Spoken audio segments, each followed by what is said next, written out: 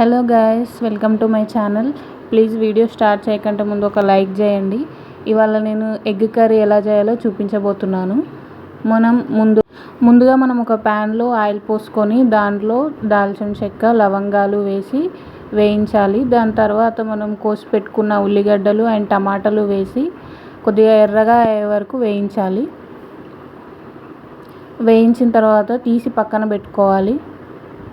అది కొద్దిగా చల్లారాక మనం మిక్సీ పట్టుకోవాలి, పేస్ట్ చేసుకోవాలి. తర్వాత మనం ఒక గిన్నెలో ఎగ్స్ వేయించడానికి సరిపడా ఆయిల్ పోసుకొని దాంట్లో పసుపు, కారం, గరం మసాలా వేసుకొని ఎగ్స్ వేసుకోవాలి.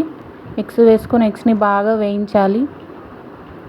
అవి వేగిన తర్వాత తీసి పక్కన పెట్టుకోవాలి. మంచిగా వేయించుకోవాలి. ఎగ్స్ వేయించుకున్న నూనెలోనే మనం ఇంతకుముందు చేసి పెట్టుకున్న పేస్ట్ వేసి వేయించాలి. తర్వాత అల్లం వెల్లిగడ్డ పేస్ట్ వేయాలి. కలుపుకున్న తర్వాత పసుపు, కారం, తర్వాత ఉప్పు వేసి కలుపుకోవాలి. కొద్దిగా గరం మసాలా కూడా వేయాలి. మూత పెట్టి కొద్దిసేపు మగ్గనివ్వాలి. తర్వాత మూత తీసి ఒక గిన్నె నిండా వాటర్ పోసి కలుపుకొని మళ్ళీ మూత పెట్టేసుకోవాలి.